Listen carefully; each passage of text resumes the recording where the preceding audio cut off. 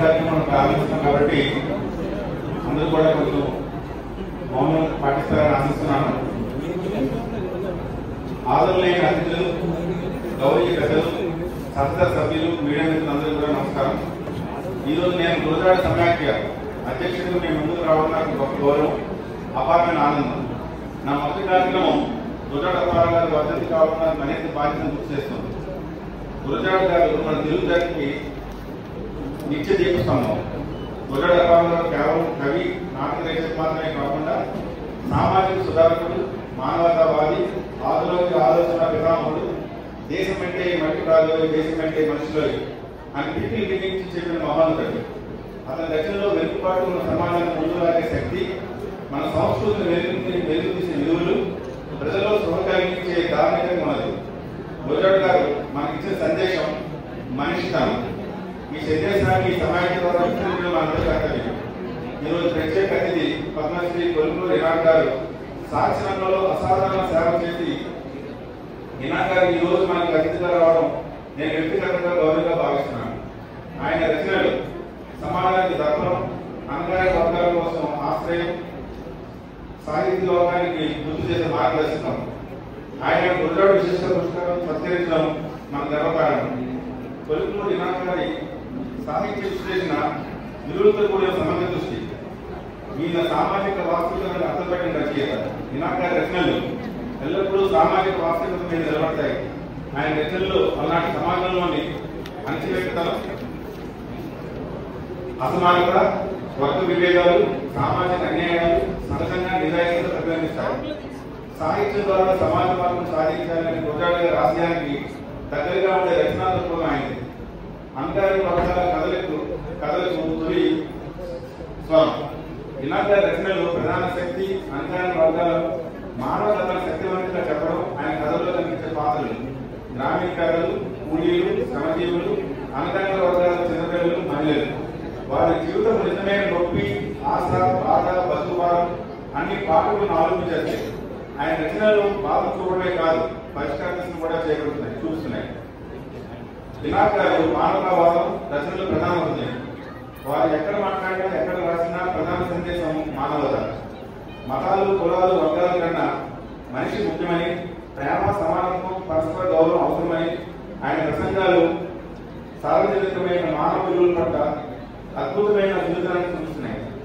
సాహిత్యంలో సమతుల్యం, సరళత, పదజాలం, నిజాయితీ ఇనాక్ గారి రచనా శైలి. పదజాలం సరళం కానీ భావం బలమైంది, వ్యాఖ్య నిర్మాణం గంభీరమైంది, పాత్ర సంభాషణ మన ముందే ఉండడానికి సహజమైనది. అందుకే రచనలు పాటలు మనసులో నేరుగా తిప్పబడతాయి. ఏకకాలంలో ఇనాక్ గారి ఏకకాలంలో పండితుడు, ఉపన్యాసకుడు, ప్రజానేతలు. వారి రచనలు వారి కేవలం రచనలు మాత్రమే కాదు, భాష పండితుడు, ఆధ్యాత్మిక తత్వవేత్త, సమాజ శాస్త్రవేత్త, తరతరాల యువతను ప్రారంభించే ఉపన్యాసకుడు. ఆయన ప్రసంగాలు భావోద్వేగంతో పాటు బుద్ధి రేఖలకు శక్తి కలిగి ఉంటాయి. ఇనాక్ గారు వేలాది మంది తీర్చిన గురువు. ఇనాక్ గారు అనేక దశాబ్దాల పాటు అధ్యాత్మికంగా సేవ చేసి ప్రత్యేకించి సాహిత్య పట్ల అవగాహన, విమర్శనాత్మక ఆలోచన యువతలో పెంపొందించారు. విద్యావేత్తగా ఆయన పాత్ర విద్యార్థుల ఆత్మవిశ్వాసం పెంపొందించడం, మానవ విలువలతో జీవించాలని నేర్పడం, జ్ఞానాన్ని ఉపయోగించి సమాజానికి సేవ చేయాలని ప్రేరేపించడం. ఇనాక్ గారు బహుముఖ ప్రజాసేవ, సమాజ హృదయాన్ని దగ్గరైన వ్యక్తి. వారి పాల్గొనే ప్రతి వేదికలో సామాజిక చైతన్యం, దారికి సౌకర్యం, పేదల పట్ల సేవాభావం, సమీకరణ దృక్పథం ప్రధానం. ఆయన సేవాభావం చాలా సాధారణమైనది, నిర్మమైనది. అదే ఆయన విశిష్టత. గురజాడ ఆశయాలు దగ్గరగా ఆధునిక దార్శనికులు. గురజాడ గారు చెప్పినట్లు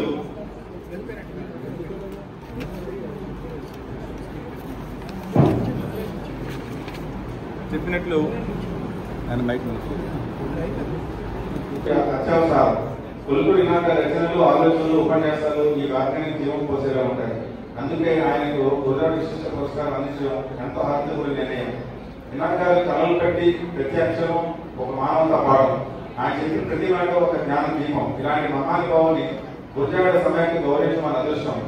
గురజాడ సమాఖ్య అధ్యక్షుడిగా నా సంకల్పం నేను ఈ పదవిని ఒక గౌరవంగా కాకుండా ఒక బాధ్యతగా స్వీకరిస్తున్నాను.